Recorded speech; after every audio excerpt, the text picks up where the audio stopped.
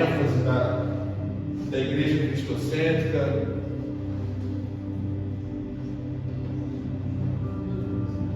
E não somente nós como igreja, mas eu creio que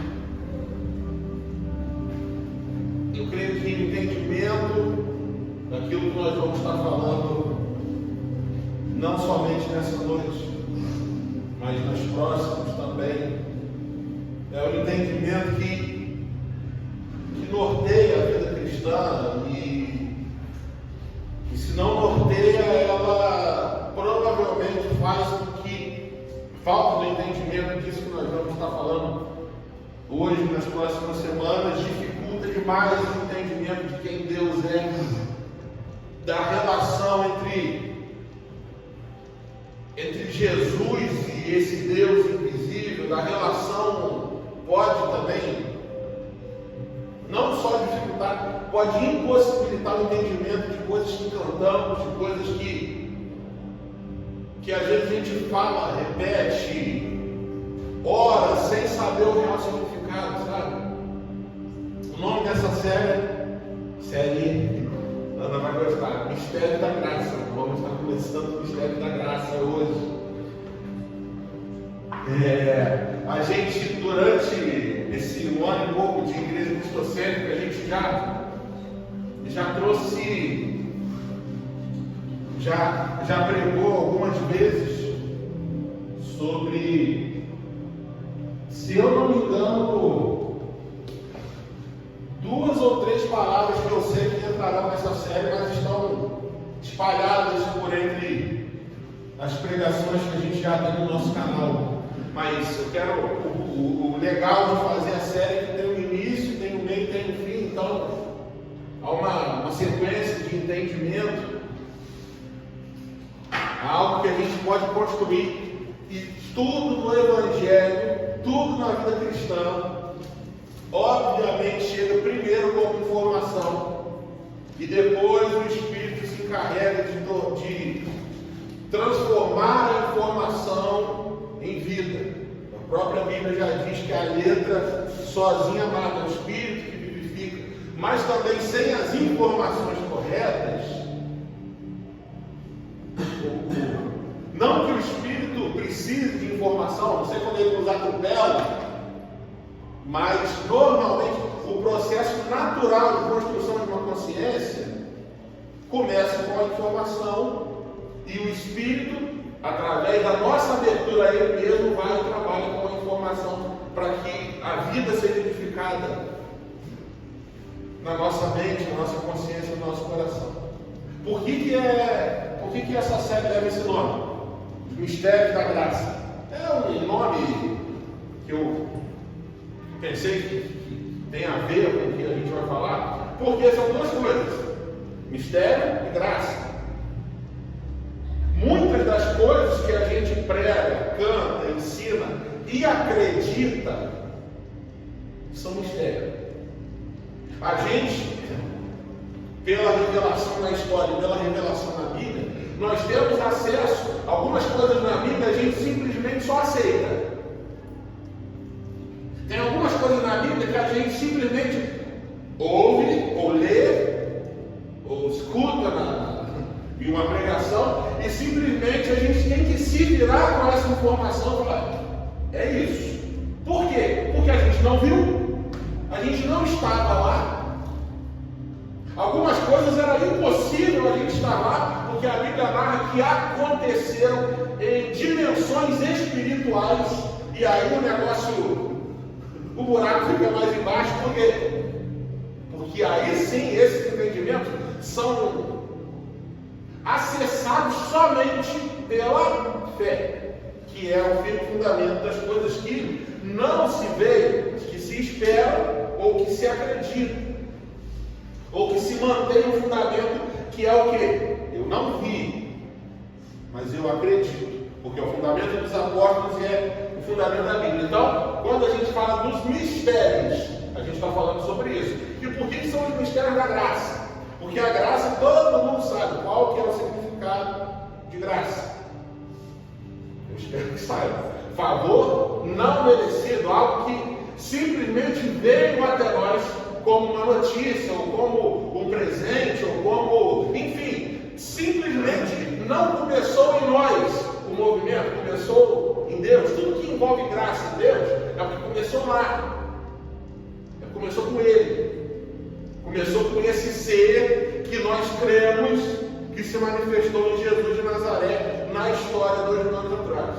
Então, quando a gente diz de mistério da graça, nós vamos com muita humildade, com muito cuidado e talvez até um pouco mais devagar, porque nós, nessa série, se existe algum objetivo que eu possa falar nessa série,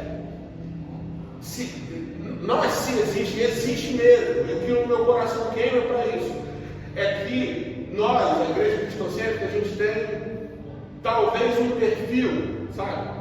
Se você olha para a Igreja Cristocêntrica e pega a persona, que é a maioria das pessoas que estão aqui, a gente pode definir que a maioria aqui sabe muito do que não quer mais. A maioria das pessoas aqui tem alguma experiência péssima com o sistema religioso ou com outras igrejas, alguma coisa. Então a gente tem a Igreja Cristocêntrica até hoje se define por uma capacidade muito boa e muito saudável de saber o que não quer mais, de saber o que não suporta, de saber o que é nojento, o que é fedorento, o que é feio relacionado a Deus. Isso a gente acha que a Cristocêntrica vai muito bem. Mas existe algo, não é uma crítica, é uma constatação. Nós, e por consequência até de nós virmos todo mundo traumatizado, machucado, a maioria, a gente tem uma dificuldade de dar um passo para o próximo nível, que é o nível agora, ok, nós sabemos já o que não queremos, mas o que nós queremos? Sabe? Quem é esse Deus? Eu sei o que Deus, olha só, eu sei o que Deus não é. Eu sei, e a Cristocêntrica eu acredito que tem uma maturidade formada nesse ponto. E é interessante que, como Jesus disse que seria que a comunidade é como um corpo, então olha para a Igreja Cristocêntrica como se fosse uma pessoa. Então eu estou falando dessa pessoa. Não são todos, mas é a maioria. Então forma essa pessoa. Essa pessoa chamada Igreja Cristocêntrica sabe quem Deus não é. E isso já é um passo gigante perto das coisas que a gente vê. Com essa série, nós queremos saber quem Deus é. E sabendo quem Deus é, muitas coisas vêm nesse pacote de conhecer a Deus.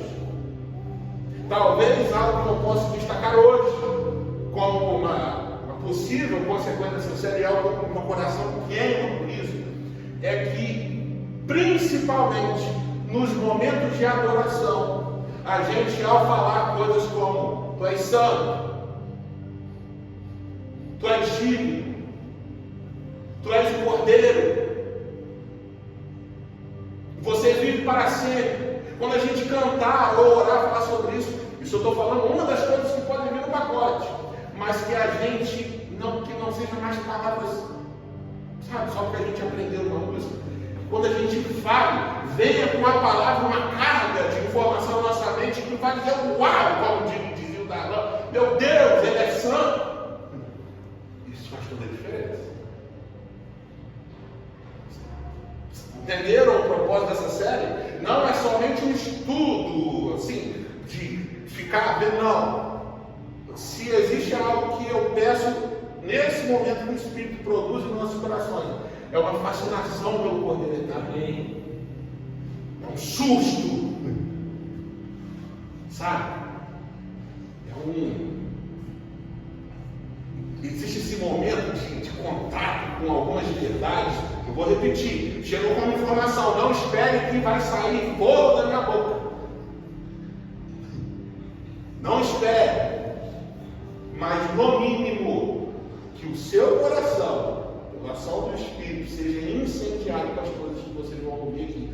E incendiando o coração, também não espere que você sinta vontade de rodar, de pular. Se acontecer, você está liberado. Mas se não acontecer, o mínimo que eu quero que aconteça é que você tome um susto com Jesus. Deus, conhecer ele agora. Sabe? Então, esse produzido por palavras, não é produzido por carne nem sangue, mas o Pai revela o Filho. Esse é o objetivo do Espírito Santo. Nós vamos facilitar, nós queremos que essa série produza boas terras nos corações, para que a boa semente vai dar fruto. O papel do Espírito é revelar o Filho. É saber como o Espírito Santo desceu mesmo quando o Filho foi revelado na sua vida. E esse é o objetivo dessa série. E nós vamos falar sobre vários aspectos desse campo que são os mistérios da graça. Mas hoje, e eu tenho uma dificuldade de me ater no assunto, porque eu fico tão empolgado com alguns assuntos, que eu quero falar de tudo no mesmo dia. Mas não dá, por isso que é uma série. É isso que nós estamos aqui reunidos para ouvir sobre isso. Então hoje eu vou tentar me ater, e o título da pregação será esse, chamado Jesus, o Cordeiro Imolado, desde antes da fundação do mundo.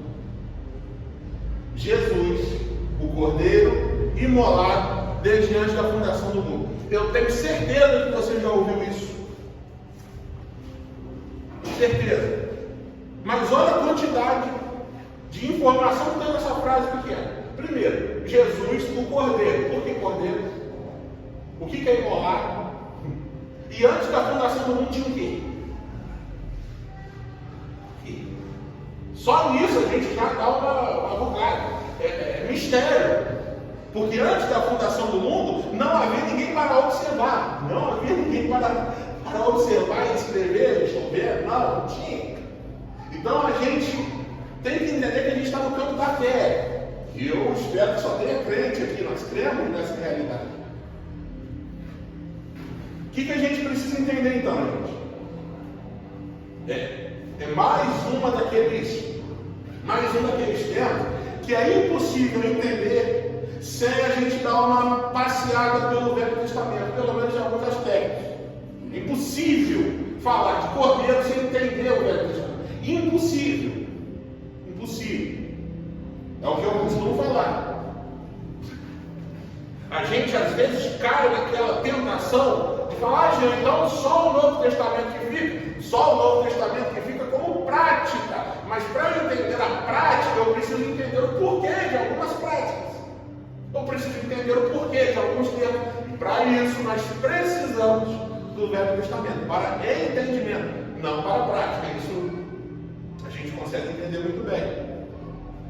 Tá? Quando a gente fala sobre o Cordeiro de Deus imolado desde antes da fundação do mundo, eu preciso entender, vamos por partes. Precisamos entender uma coisa. Existem duas passagens na Bíblia que falam sobre esse momento espiritual que é indefinível. O Cordeiro imolado desde antes da fundação do mundo é uma linguagem, é uma forma de comunicar alguma coisa que aconteceu em tempos eternos, em lugares eternos. E o jeito mais próximo que os apóstolos acharam para descrever esse momento, essa coisa que aconteceu no mundo espiritual, é usar a imagem de um cordeiro imolado. É óbvio que não tinha na eternidade um cordeirão, um cabritão.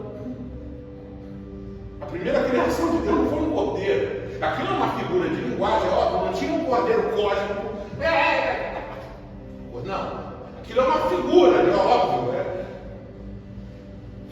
Entendemos isso. O Cordeiro de Deus foi imolado desde antes da fundação do mundo. É uma forma, talvez a forma mais próxima ou a mais ideal frente à cultura judaica para a gente entender o que Deus quis dizer quando Ele afirma em Sua palavra que diz: o Cordeiro foi imolado desde antes da fundação do mundo. Uma figura de linguagem. Duas passagens na Bíblia que tratam sobre esse evento, sobre essa coisa que aconteceu em momentos eternos. A gente vai abrir. Pode abrir em 1 Pedro, primeira carta de Pedro. Lembrando do nosso incentivo para que você traga a sua Bíblia física e não fique no celular durante o culto.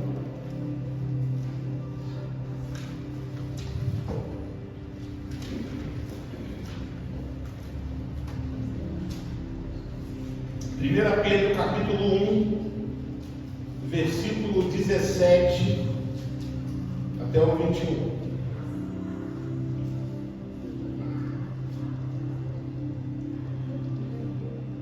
1 Pedro capítulo 1, versículo 17. Vamos começar no 17 e vamos até o 21. Eu leio uma versão NVI. Uma vez que vocês chamam Pai, aquele que julga imparcialmente as obras de cada um, portem-se com temor durante a jornada terrena de vocês.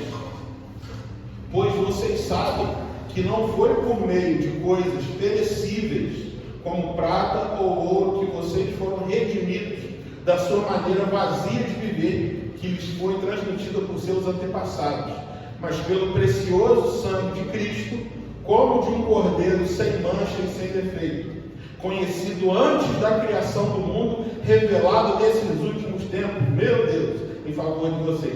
Conhecido, feito, estabelecido antes da criação do mundo, mas revelado na história, o presépio de Cristo, revelado na história 2000 anos atrás. Por meio desse Cordeiro de Jesus, vocês creem em Deus, que o ressuscitou dentre os mortos e o glorificou, de modo que a fé e a esperança de vocês estão em Deus. Não precisa abrir, essa é a primeira menção ao Cordeiro eterno, imolado desde antes da fundação do mundo. A segunda menção, não poderia vir de outro livro, vem em Apocalipse, não precisa abrir para a gente ganhar tempo. Apocalipse capítulo 13, versículo 8. Todos os habitantes da terra adorarão a besta, a saber, todos aqueles que não tiveram seus nomes escritos no livro da vida do Cordeiro, que foi morto desde a criação do mundo. Então existem essas duas passagens que revelam para nós que algo no mundo espiritual aconteceu. O que aconteceu no mundo espiritual, nas regiões eternas, em tempos onde não existia nada? O que aconteceu? Não é definível. Repetindo, a linguagem que a Bíblia e os apóstolos encontraram para tentar definir o que aconteceu foi a imagem de um cordeiro imolado. Entendemos isso? Agora a gente precisa entender que loucura é essa de cordeiro, que loucura é essa de imolação do cordeiro. A gente sabe. Você que é crente, desde que se entende por gente, como eu, a gente sabe. A gente ouve falar que o povo de Israel matava um cordeirinho por ano para levar sobre ele os pecados do povo, e isso era como o povo de Israel se arrependia perante a Deus. Ok? Isso já é muito bom. Tem gente que é crente há 30 anos e não sabe disso. Você já está melhor que muita gente. Mas vamos um pouquinho mais profundo nisso. Vamos comigo. Olha só. Cordeiro de Deus, Jesus, imolado desde a fundação do mundo, desde antes da criação, como diriam outras versões, é o seguinte: a gente precisa entender a primeira coisa. A morte, essa doação, essa entrega, passar à frente alguma coisa por outra pessoa ou para outra pessoa, vocês percebem que isso está em tudo na natureza, em tudo na vida. Quando você morre, vamos usar um exemplo básico, quando você morre, seu corpo vira o quê? Vira pó. Esse pó, essa coisa, essa cinza, ela vira adubo se for jogada no outro. E aí, o mundo vai se encarregar de fazer o que com aquela coisa? Vai gerar vida para além da morte. A energia na criação só é passada quando há morte. Só existe transferência de alguma coisa na forma como as coisas funcionam quando existe uma morte anterior, quando existe uma doação, seja ela consciente ou não anterior. O mundo funciona assim, tudo funciona assim na vida. E isso, o fato disso ser tão verdade, significa, a gente precisa entender que a questão da morte por alguém, da questão da entrega por alguém, de cobrir uma outra pessoa, judaica que nos ensina o porquê do cordeiro e o porquê da imolação. Antes da gente falar da cultura judaica para entender o cordeiro, vamos falar de dois fatos que aconteceram antes da cultura judaica. Aí a importância do Velho Testamento, me ensinar o porquê que Jesus é chamado de cordeiro e por que ele teve que ser imolado. Dois eventos. Primeiro evento, o que aconteceu quando Adão e Eva caíram? Você lê a narrativa de Gênesis, ali o Cordeiro Eterno, vamos comigo, o Cordeiro Eterno se manifestou pela primeira vez em Gênesis, quando Deus literalmente matou um animal e cobriu Adão e Eva com pele de animal. Por que Deus não fez uma roupa para eles? Por que Deus não está escrito ali? E Deus costurou, produziu de tecido fino. Não. Deus matou um animal e cobriu Adão e Eva. Porque o cordeiro já havia sido imolado desde antes de Adão e Eva. Tempos imemoriais. Na eternidade já havia ocorrido uma entrega, não porque Deus, para que a criação acontecesse, Deus morreu. E qual é a imagem que a Bíblia nos fala dessa morte de Deus em tempos imemoriais? E Deus morreu, Deus é tão Deus que ele morreu, e quando ele morreu, apareceu tudo. O Cordeiro, que era ele mesmo, se deu. E foi tão estrondoso que apareceu tudo. E não só apareceu, como já apareceu tudo resolvido. Essa história de que Jesus apareceu porque o homem caiu, não. O pecado não veio primeiro que a graça. Isso já faz toda a diferença quando a gente começa a colocar dentro do nosso coração coisas como: o que eu fiz foi imperdoável, eu sei que Jesus me perdoou, que Deus é só pedir perdão, mas você não sabe o que eu fiz.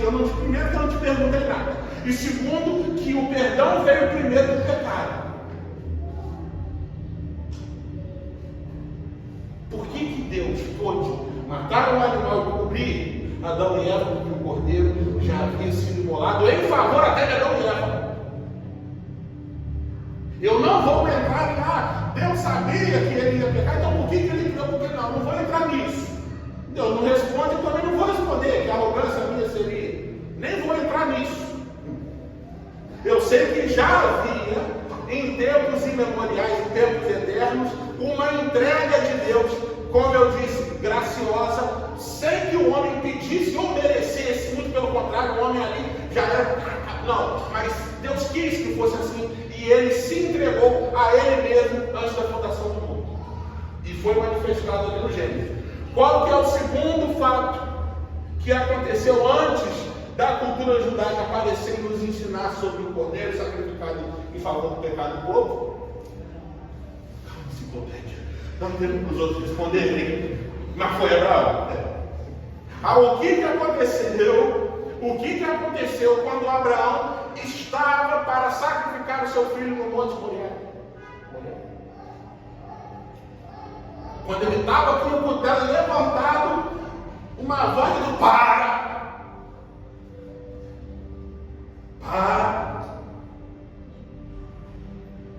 E o que apareceu ali? O Cordeiro de Deus já havia sido imolado desde antes da fundação do mundo, e ele apareceu pela segunda vez, e ninguém estava entendendo nada. Abraão sabia que Adão e Eva, pelo amor de Deus, mas o cordeiro estava lá. O cordeiro já estava lá.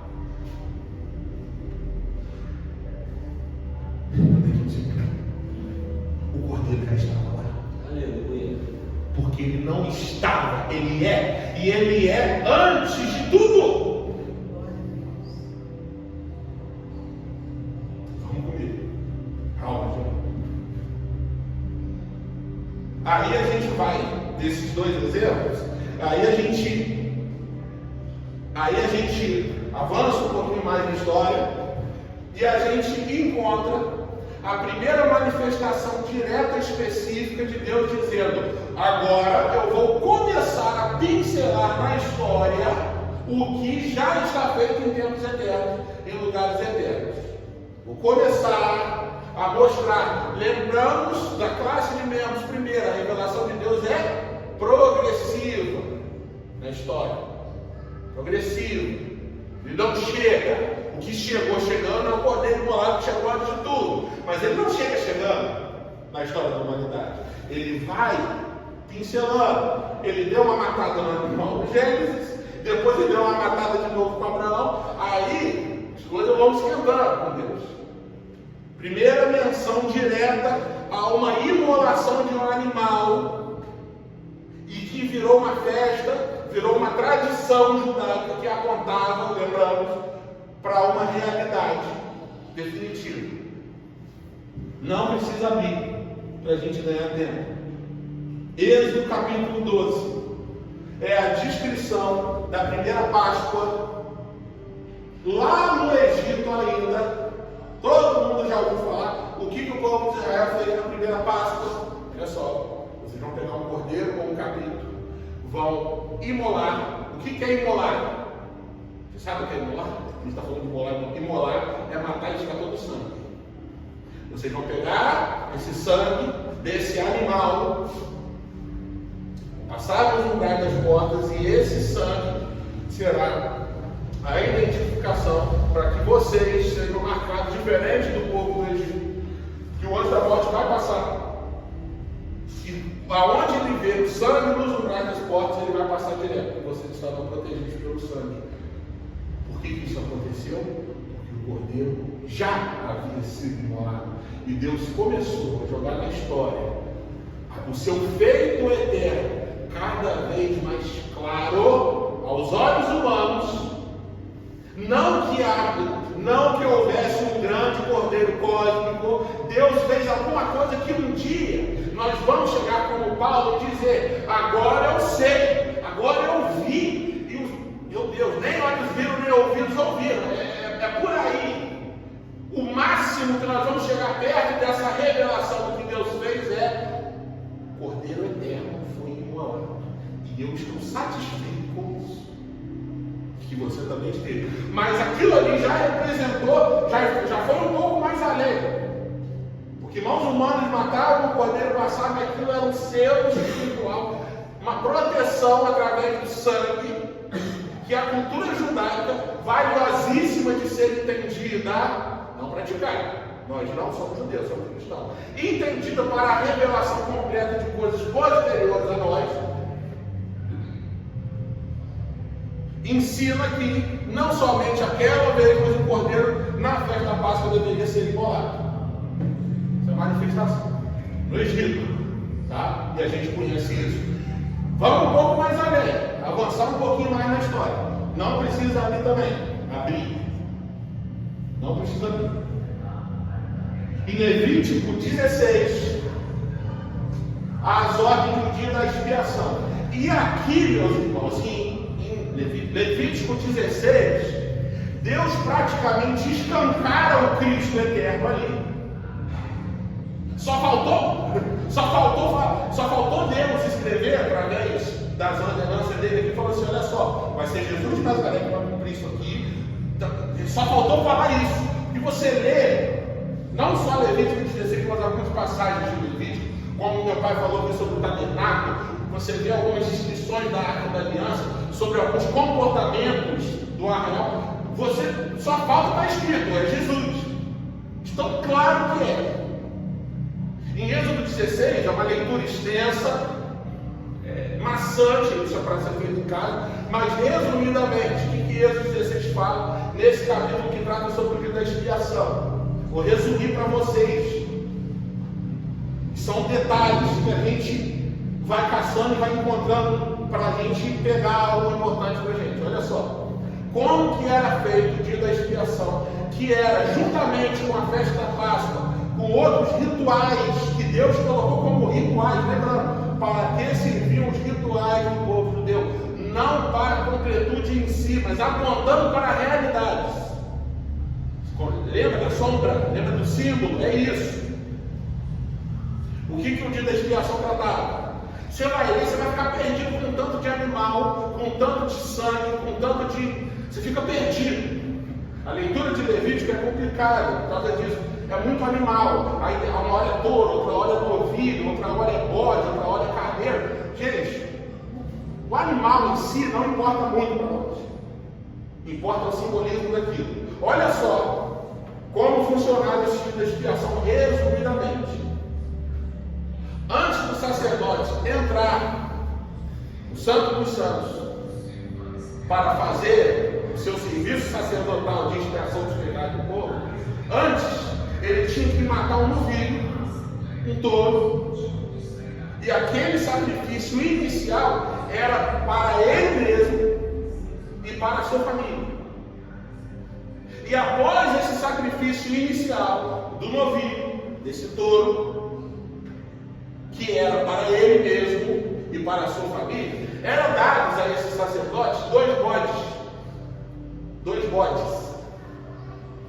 Um bode seria sacrificado por ali mesmo, e o outro bode, que representava o bode da expiação, o famoso bode expiatório, sobre esse bode era feito um ritual diferente, e ele era enviado para um lugar diferente também. Ele não era sacrificado ali, ele só era solto.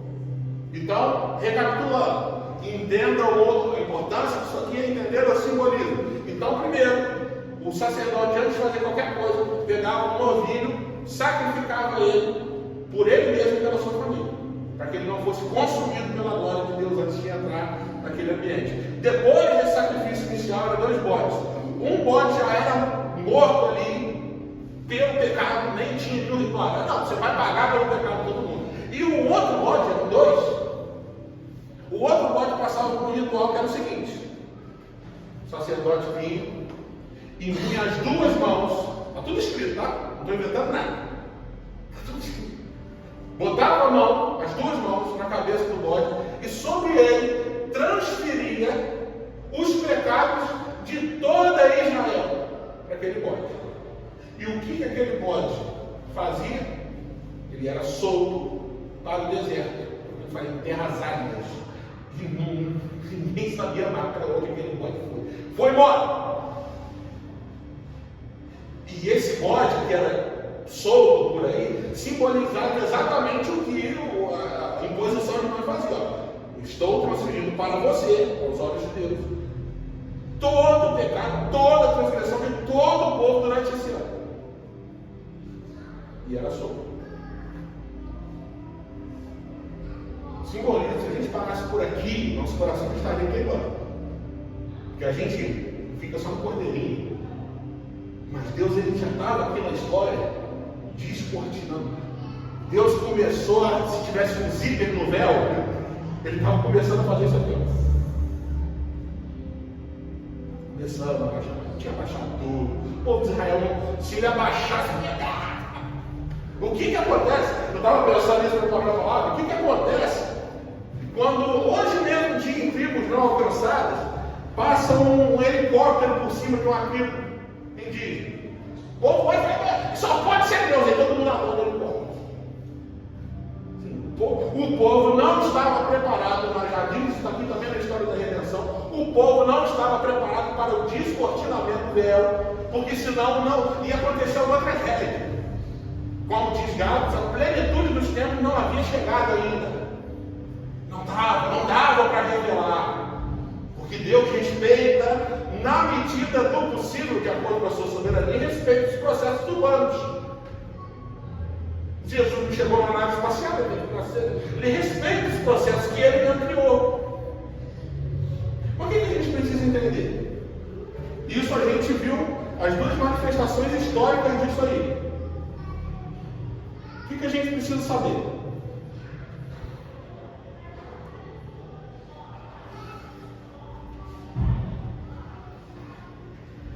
já que eram símbolos, e símbolos eram tantos, pega um pouquinho mais de água também.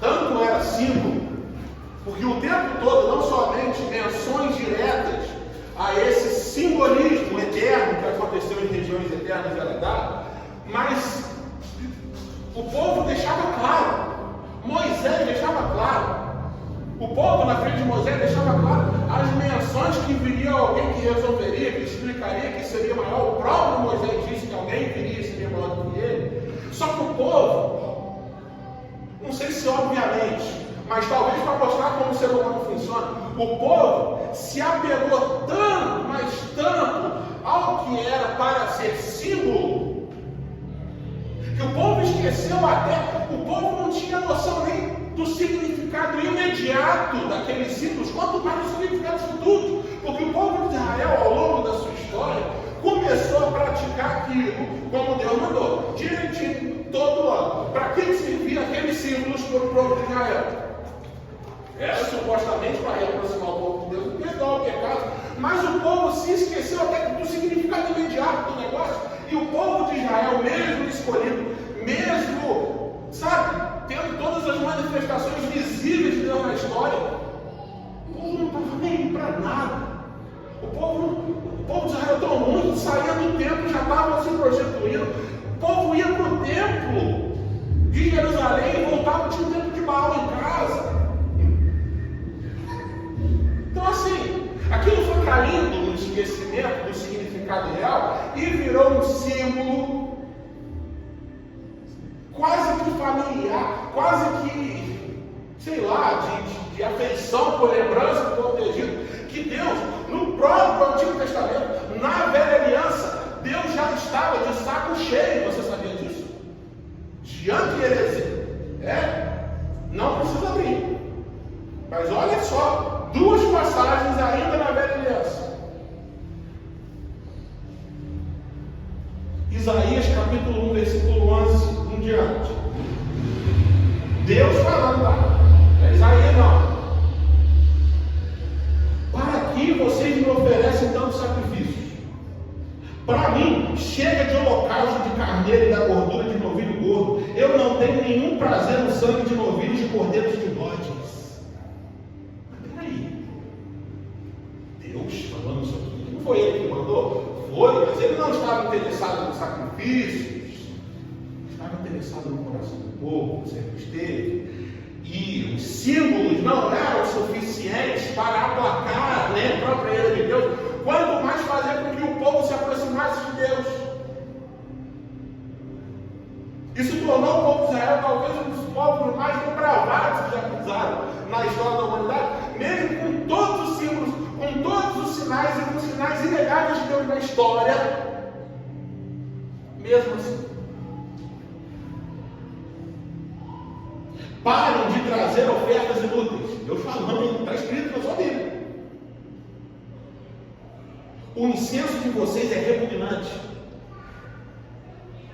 Luas novas, sábados e reuniões, não consigo suportar suas assembleias cheias de iniquidade, suas festas da lua nova, suas festas fixas. Eu as odeio. Tornaram-se um fardo para mim. Não a suporto mais. Gente, isso está na sua Bíblia. Sabe quando Deus falou aqui das festas fixas? Ele estava citando a Páscoa. Ele estava citando o dia da expiação. Ele estava citando essa coisa que o povo fazia. O povo dizia, nós estamos agradando a Deus. Ele está falando, vocês não entenderam nada. Vocês acham que eu quero sangue? Deus ama sangue. Um vampiro.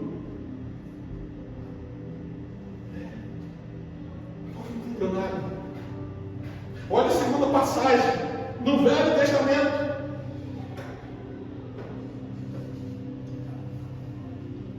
O que eu posso fazer com você, Efraim?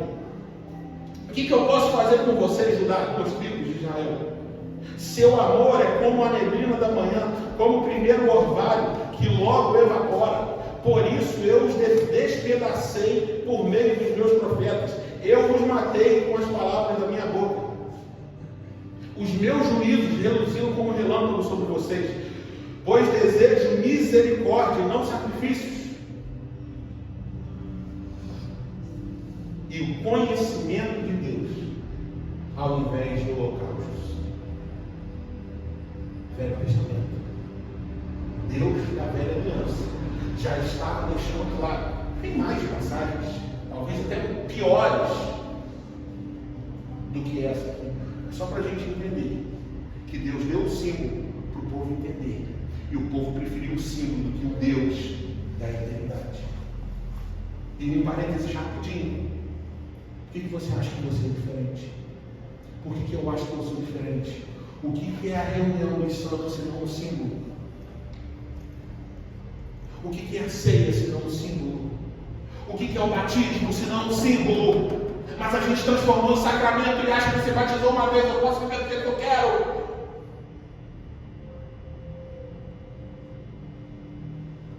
Tudo continua ainda sendo símbolo, porque a Bíblia diz que as coisas que não se veem, que não são perecíveis, e aí a gente se apega na frequência da igreja, a gente se apega nas responsabilidades internas, tudo é símbolo, tudo continua sendo símbolo. A vida de verdade começa quando essa que acaba, e a gente acha que está agradando a Deus só fazendo os símbolos da religião.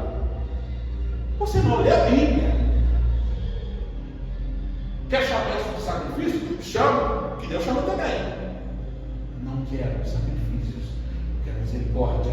Sabe o que é misericórdia? Compaixão, bondade, vida. Os símbolos da nova aliança, é óbvio que são para serem feitos. Não estou falando que não são para serem feitos como a velha aliança deixou de ser. Eu estou dizendo que eles não são suficientes. Nunca foram e nunca serão. Nunca serão. O que é suficiente, e é isso que a gente quer encontrar nessa série, é o Cordeiro Eterno.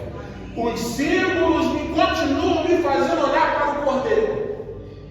Precisam me fazer continuar olhando para o Cordeiro. Quer exemplo? Por que nós nos reunimos? Porque estaremos reunidos nas bodas do Cordeiro.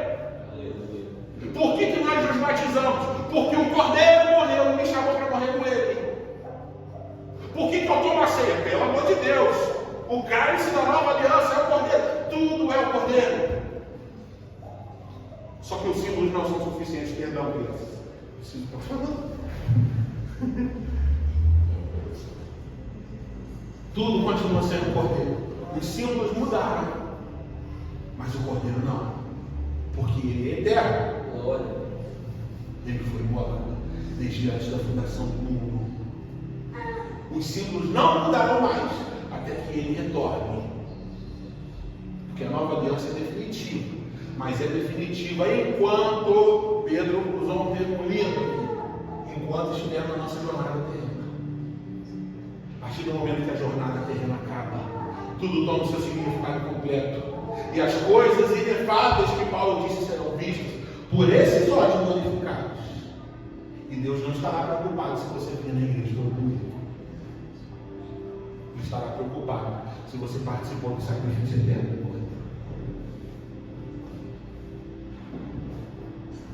Isso é muito mais sério do que somente o Cordeiro. Vamos avançar. Aí então, a gente sai da velha aliança, entendemos os símbolos, e vemos a vida de Jesus. Vemos a manifestação.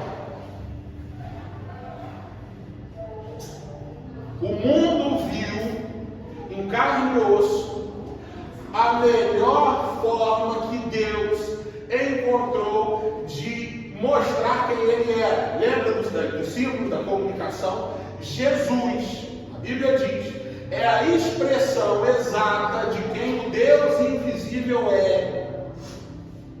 No seu caráter, na sua personalidade, no seu modo de agir, no seu modo de falar. Não existe nada mais perfeito que Jesus de Nazaré. Porque Ele é 100% homem, 100% Deus. Ele consegue expressar em todo o seu comportamento, em cada palavra, em cada letra que Ele diz, em cada respiração, em cada milagre que Ele fez e deixou de fazer. Ele consegue exato e perfeito. Quem Deus é. Mas já está eu fugindo do assunto. Vamos voltar no cordeiro. Jesus com 30 anos de idade. Lucas capítulo 3. Não precisa abrir também para a gente ganhar tempo. Depois, se você quiser estudar de novo em casa, você pode consultar com maior precisão. Lucas capítulo 3. Jesus chega para ser batizado por João, juntamente com outras pessoas que já estavam sendo batizadas. João, que já havia recebido palavras proféticas a respeito do Cristo, a respeito de Jesus, o prometido, olha para Jesus e o identifica como o Cordeiro de Deus. A gente passou esse tempo todo na velha aliança para entender qual é o simbolismo do cordeiro, não somente do cordeiro, mas como do novilho, como do bode. O cordeiro é porque o cordeiro, dentro da cultura judaica, era o animal mais puro, mais limpo, utilizado não somente nesse ritual, mas em vários. Ou seja, João olha para ele e o chama de cordeiro. Você consegue perceber que sem a cultura judaica, entendimento do Velho Testamento, você ia achar que João estava maluco por chamar ele de bicho.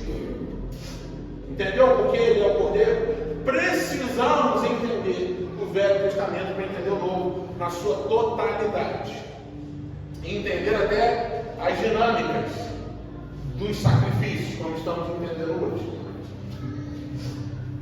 Olha só, João Batista, no momento do batismo de Jesus, olha para ele, o identifica como o Cordeiro de Deus, e João, eu não lembro qual outra referência, diz que ele só o identificou porque viu o Espírito descer sobre ele como pomba, e naquele momento do batismo de Jesus, o Espírito, que também era uma forma de comunicação. O que é o Espírito na velha aliança? É quando Deus, que é invisível e não estava presente por entre os homens, queria possuir ou falar a partir de alguém. Então se dizia que o Espírito possuiu aquela pessoa e ele falou em nome de Deus. Certo? Então naquele momento o Espírito vem pela primeira vez em forma material, corpórea, como uma pomba, pousa sobre Jesus naquele momento e João se identifica como o Cordeiro de Deus. E acontece outra coisa também. Uma voz, naquele momento, diz: esse é o meu filho amado, em quem tenho todo o meu prazer. Então, naquele momento, a gente vê a presença do Pai, invisível. A gente vê a presença do Filho, visível, mas que também é o Pai em sua totalidade, mas escolheu se esvaziar de toda a sua autoridade e poder aqui. Sua onisciência, sua onipresença. Em alguns casos, sua onipotência. Escolheu. Então ali você vê as três pessoas da Trindade, naquele momento, estabelecidas ali no Filho. O Pai exaltou o Filho naquele momento. O Espírito Santo exaltou o Filho. E o Filho estava lá espontaneamente se entregando.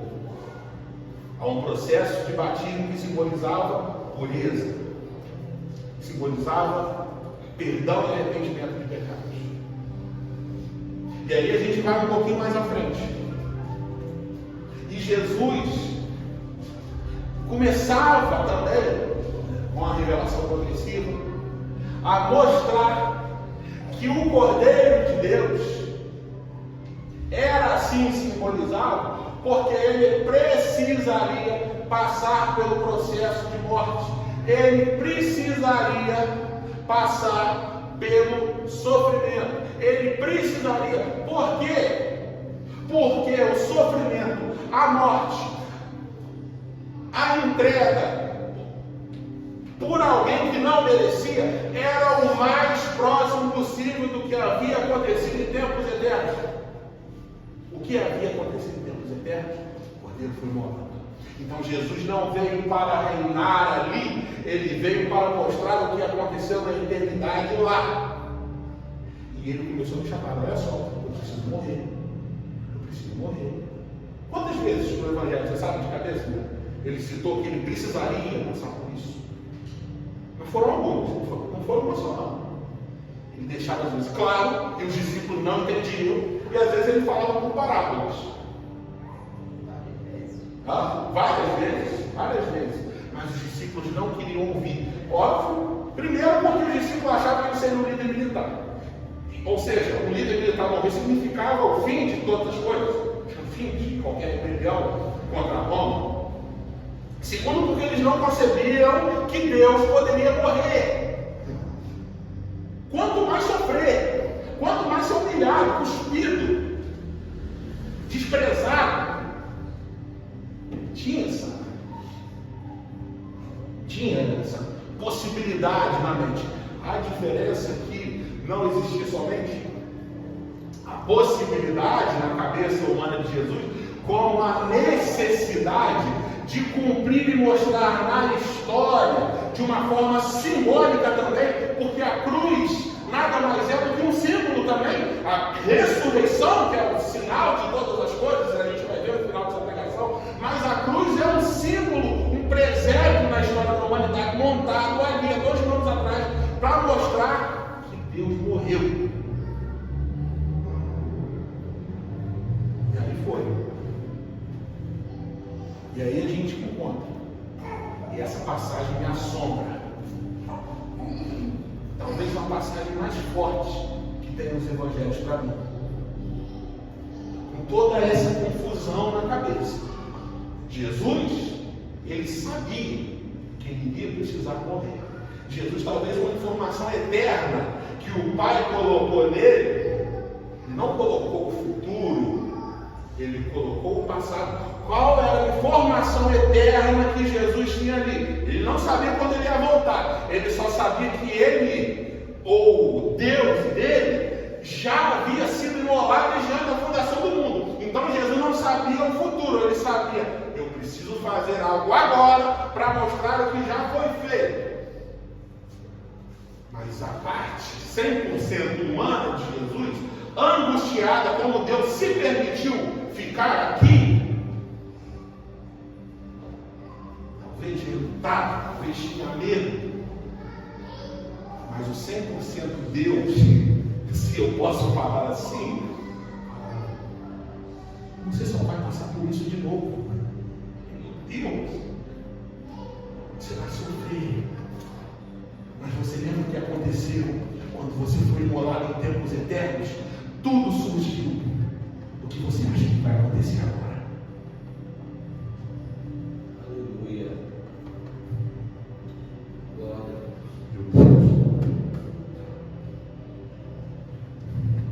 Olha essa passagem. João capítulo 12, versículo 20. Não precisa abrir, porque às vezes o tempo está curto.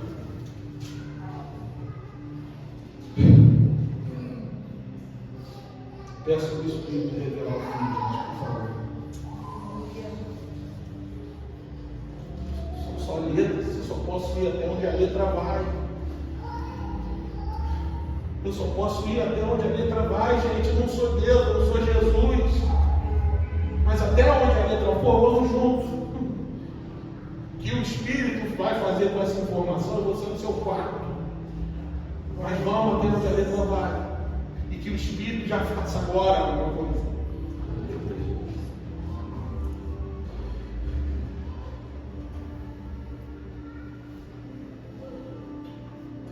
João capítulo 12, versículo 20.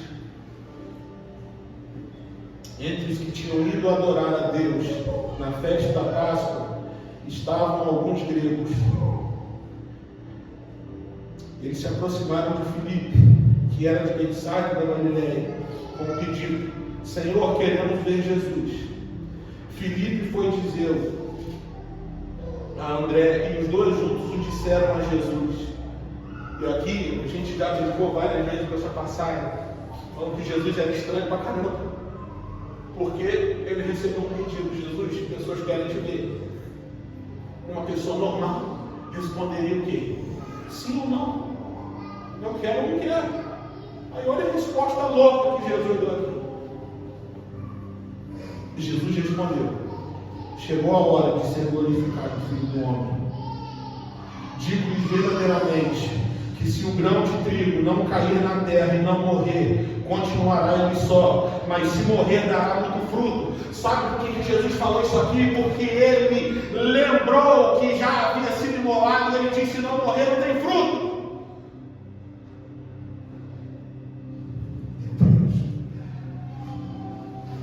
Antes da gente prosseguir na leitura, a tradição cristã dos primeiros 2 séculos diz que esse momento aqui dos gregos, eles eram emissários de um rei de uma cidade da Grécia, que já estava sabendo dos feitos de Jesus lá. Falando tradição cristã dos primeiros 2 séculos, não sei se é verdade ou não, mas faz todo sentido.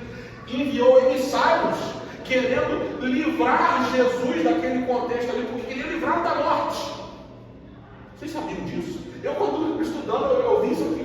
Caramba, que doideira! Faz todo sentido. Ou seja, como a gente pode enxergar aqui? Quando Jesus recebeu a propósito que poderia livrá-lo da morte, é necessário que morra. Aleluia. Glória. Porque a semente precisa cair. E só assim ela dará fruto.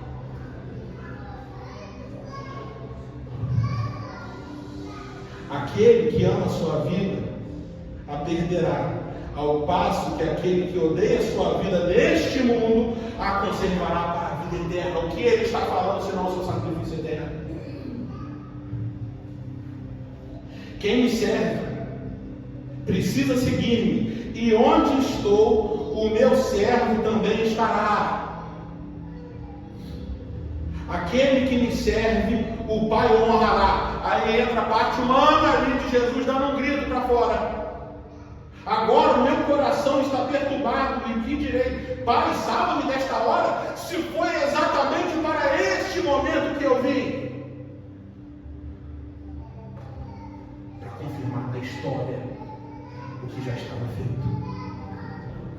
Com todo o seu simbolismo, mas com todo o seu poder definitivo na história. Pai, glorifica o teu nome. Jesus finaliza a oração assim. Então veio uma voz do céu: eu já o glorifiquei e o glorificarei novamente. Sabe o que o Pai está dizendo aqui? Filho, estávamos eu e você em momentos eternos na imolação do Cordeiro. Eu já te glorifiquei uma vez e vai acontecer de novo. Agora, aos olhos dos homens, agora, aos olhos da história, dos historiadores, do Império Romano, dos gregos e de todos, vai acontecer de novo.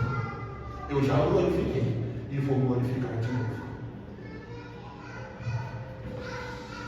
A multidão que ali estava e ouviu disse que tinha trovejado. Outros disseram que um anjo lhe tinha falado. Jesus disse: esta voz veio por causa de... Porque ninguém estava antes da fundação do mundo, ele estava. Aleluia. Eu sei, vocês não. O que é a crucificação? Se não olhem, vejam o Cordeiro imolado desde antes da fundação do mundo, como Pedro disse, e agora revelado a vocês. Vejam, contemple na história essa realidade. Contemple na história. Contemple na história, nos olhos de todos, o Cordeiro Eterno. E aí a gente, para terminar, e entender por fim a graça de Deus, entender por fim de verdade o que significa perdão de pecados por causa do Cordeiro Eterno, que se revelou devagar na história, se descortinando, até que em Jesus, ao escândalo, o escândalo que terminou, que fez tudo aquilo fazer sentido, que fez céus e terra pararem para observar o espetáculo que estava acontecendo ali. Sabe o que aconteceu?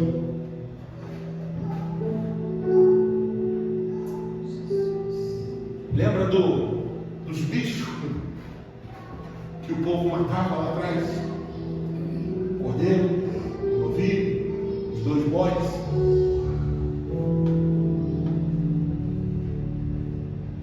Gente, Jesus fez a bicharada toda no momento só. Olha só que interessante, que poderoso e que libertador. Sabe por que você foi perdoado?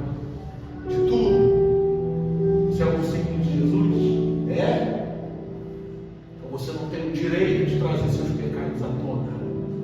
Você não tem o direito de ficar lembrando do seu passado e fazer que o seu passado fique te puxando para trás igual tivesse um peso atrás de você. Isso eu estou falando de um discípulo de Jesus. O mundo carregará os seus fardos por não aceitar o sacrifício do Cordeiro eterno. Mas um discípulo de Jesus que ainda fica como um filho pródigo, tentando falar assim: você não sabe, meu filho, eu estou sujo, eu estou fedendo a boca. Eu vim nem por uma crise de consciência, eu vim porque o dinheiro acabou. Eu vim porque eu estava desesperado. O que o pai fez? Nem perguntou nada. Só aceitou. Só aceitou. Sabe por que Jesus representa o Cordeiro da Páscoa? Ele representa o Cordeiro da Páscoa porque, obviamente, o seu sangue nos protege. E a gente às vezes pega um significado mais simples, não que seja menos poderoso, mas aquilo não vai nas nossas entranhas e nos diz: você está livre. A gente lembra que o sangue nos protege, mas sabe o que entra nas nossas vísceras e me diz que eu posso amar a Ele, e me diz por que eu devo amá-lo, respeitá-lo, segui-lo espontaneamente? É por causa do Cordeiro da Páscoa, é por causa do bode.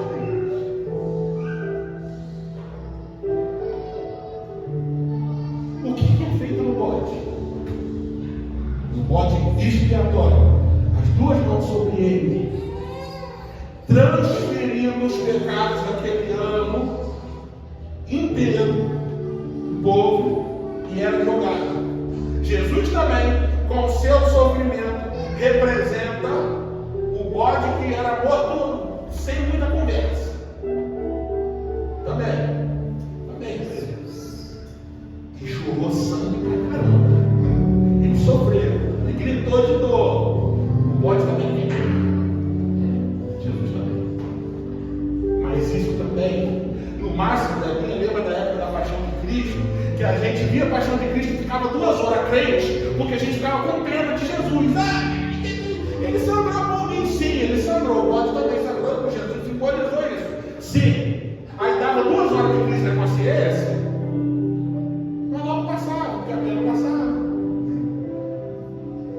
O grito de um bode, a gente escuta, a gente fala: meu Deus, que coisa horrível. E depois passa. O que realmente muda a nossa vida é o bode que recebeu tudo que era desprezado e lançado fora. Sabe por quê? Na praça, aqui de Maluco, quando eu preguei uma palavra bem mais curta e rápida sobre isso, a gente usou alguns cursos, eu quero usar de novo, que muita gente aqui não estava. E isso vai te chocar, é para te chocar, mas isso é o Evangelho. Boa notícia. Sabe o que aquele bode representava no povo de Israel? E Jesus tomou para si também esse simbolismo do sacrifício e da substituição pelo seu pecado. Na cruz, Jesus era o bode e Deus o Pai. Repetindo, estou falando em símbolos. Não há diferença entre o Pai e o Filho, eles são um. O próprio Jesus disse isso. Mas naquele momento havia uma separação para que dissesse a nós a realidade de uma coisa. Naquele momento, o Pai olhou para Ele mesmo na cruz e fez isso aqui. O que é isso aqui?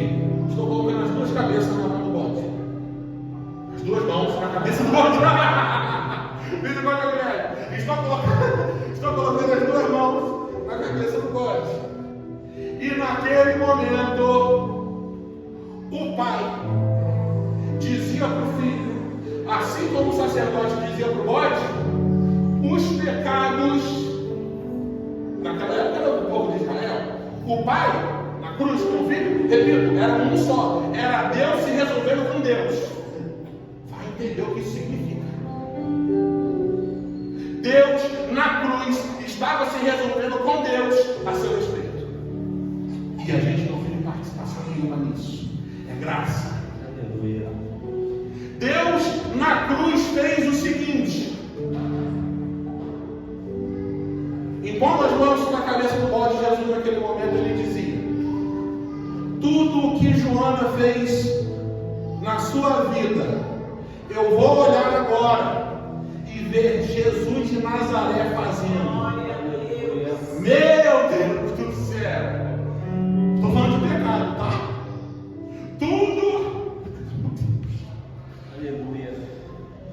Tudo que Vanessa fez em toda a sua vida, neste momento, eu considero que foi Jesus de Nazaré que fez.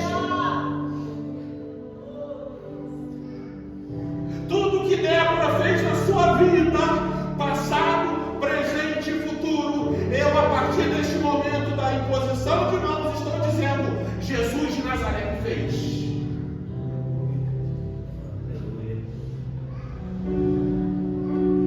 E é por isso que ele teve que morrer.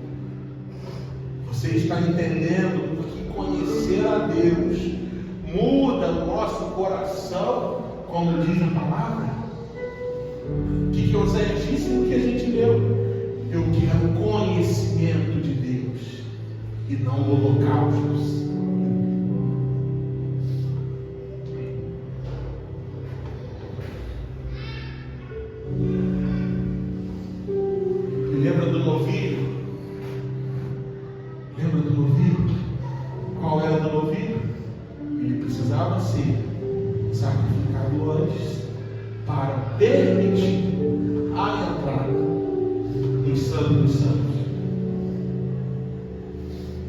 Repetindo, tudo aqui é símbolo. Sabe o símbolo deste momento? Detalhe interessantíssimo, que a gente também sabe: o cordeiro, ou o cabrito, o animal, precisaria ser sem defeito, sem mancha, perfeito, finalizado e considerado perfeito. Sabe o símbolo desse momento? Jesus se apresenta no Santo dos Santos. E o Pai, obviamente eles não são duas pessoas, mas como eu disse, Deus estava se resolvendo com Deus. Isso não é esquizofrenia, isso é símbolo, isso é forma de dizer o que aconteceu. Talvez seja a melhor definição. Jesus se apresenta como um sumo sacerdote no lugar santíssimo ao Pai. E o Pai pergunta: você é o sumo sacerdote? Hebreus diz que sim. O pai pergunta para o filho: que ousadia é essa de entrar sem apresentar um sacrifício perfeito? O filho responde: você está olhando para ele. Aleluia. E o pai responde o quê? Você é meu filho amado, em quem eu tenho todo o meu prazer. E é por isso que o sacrifício foi aceito. Porque não somente ele era todos os sacrifícios de Israel, mas como ele é a confirmação dos resultados do sacrifício, que Hebreus 13 vai me dizer: sigamos a ele fora do arraial. O que o bode fazia? O bode expiatório era lançado fora. Jesus foi crucificado fora dos portões da cidade para terminar de jogar na nossa cara, dizendo: você ainda tem alguma dúvida de que Jesus é o bode, o cordeiro, o carneiro, é tudo, ele é o sacrifício perfeito? Crucificado fora dos portões. Sigamos, pois, a ele.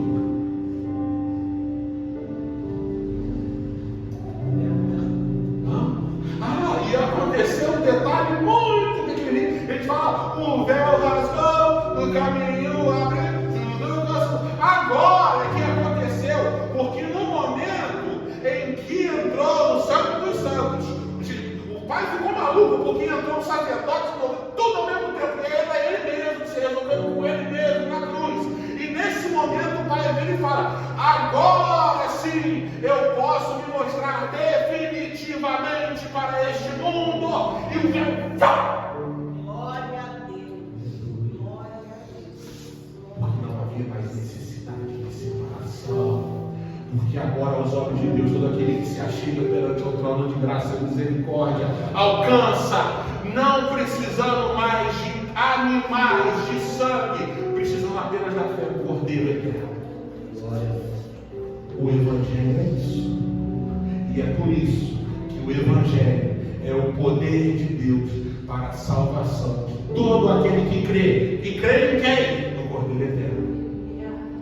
Eu creio que Ele fez isso por mim.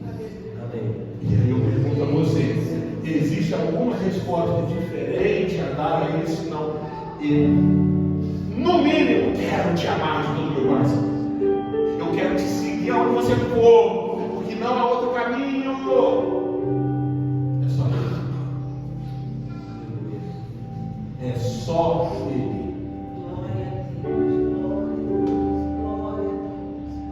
Isso é o Evangelho. Puro, simples, direto. E Ele, sozinho, é capaz de te salvar. Você crê? Glória a Deus. Que você permita que a partir de hoje, tudo na sua vida, a forma que você adora, a forma que você ora, a forma que você se comporta durante a adoração, as palavras que você diz, se você está ouvindo isso pela primeira vez, que faça sentido, mas recebe como Evangelho tem essa capacidade de queimar o nosso coração. É isso que nos move. É isso que nos move. Vou chamar o pessoal do louvor. Aproveite esse momento. Paga as luzes para a gente. Aproveite Aproveite este momento para de todo o seu coração pedir para que o Espírito Santo nesse momento pegue toda essa letra e transforme em vida. Se só Ele pode fazer. Ele quer fazer. Ele quer fazer. Nunca se esqueça que o maior significado do perdão é você olhar para Jesus, por mais escandaloso que isso possa ser, é você entender que aos olhos de Deus, tudo o que você fez, fazer hoje, vai fazer amanhã, está na conta de Jesus de Nazaré. E isso não é uma autorização para eu sair pecando. Paulo responde esse questionamento. Isso, muito pelo contrário, é a única coisa que me faz conseguir vencer o pecado, porque eu quero honrá-lo. Tu verás o fruto do seu penoso trabalho.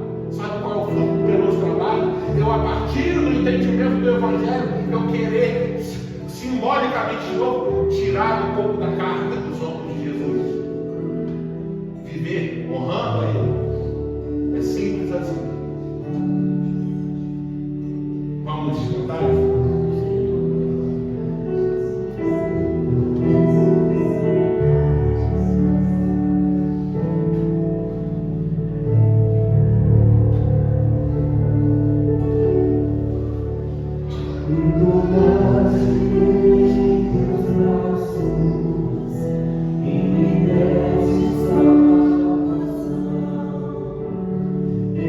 Amor derramasse em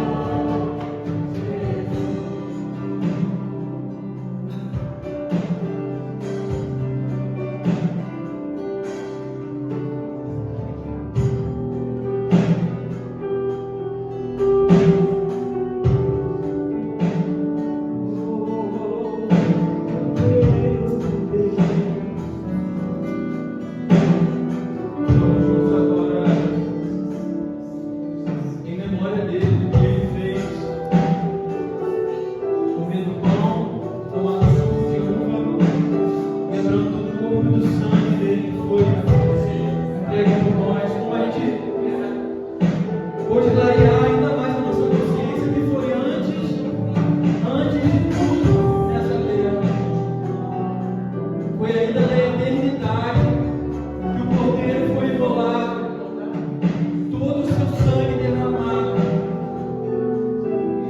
por amor a nós. Senhor, te damos graça, te louvamos, porque o Senhor é o Cordeiro eterno, o Cordeiro de Deus Santo, que foi imolado. Obrigado por teu sangue, Jesus. Você pode agradecer nesse momento. Obrigado por teu sangue, Jesus, derramado na mesa, por teu precioso poder, por teu filho por nós.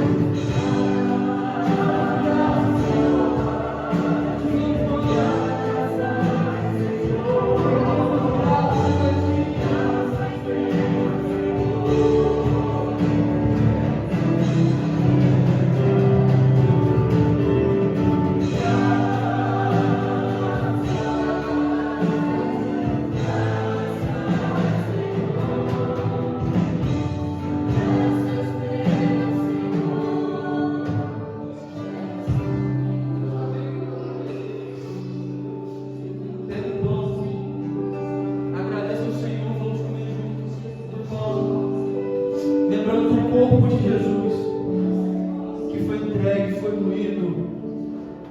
Ele foi às últimas consequências por amor a nós.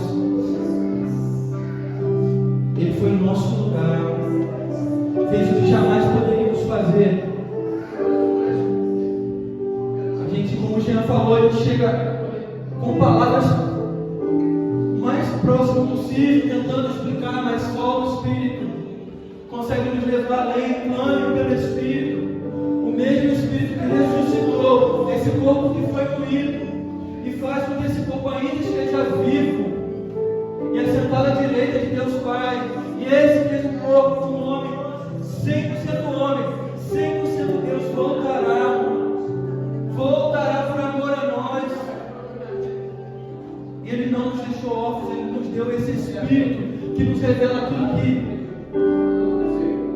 ninguém pode falar, ninguém pode expressar, língua nenhuma pode ir além, só a língua do Espírito. Clame pelo Espírito, para que revele o que é esse precioso corpo, o que é esse precioso sangue, para que a gente possa o adorar como Ele é digno de ser adorado. Vamos juntos também clamar, no sul, lembrando do sangue que foi derramado por nós, com alegria, e por causa disso podemos adorar, podemos